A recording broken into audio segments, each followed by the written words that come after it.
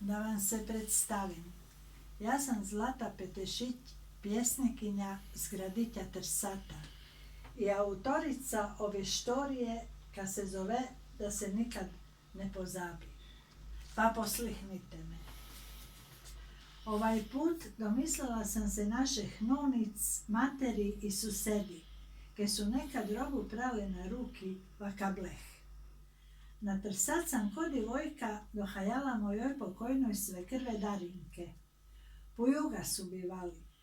Po njega je bivala i poznata trsačka familija Felker, Barbarafić, teta Ružica i sini, Marinko i Božo, zvan Braco. Otac i sini soplisuva trsačkoj muzike.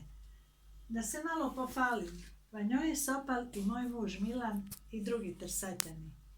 To je bila tradicija da svoju trsačku muziku stvaraju domaći ljudi. Puno sam put imela prilike vidjeti tetu Ružicu, vrednu i ponosnu ženu, kako skrbi za 3 muški. Robu je pralava kablu na ruki. Već do polna, oko 11 uri, šušili su se puni špagi robi. Trebalo je muža i sin ispeglat, uredit i zbigecat. Svako toliko 3 plave košulje oprat, pa ih speglat, da budu ko cukar. Sakanjoj čas kada leži, až već nimed namin.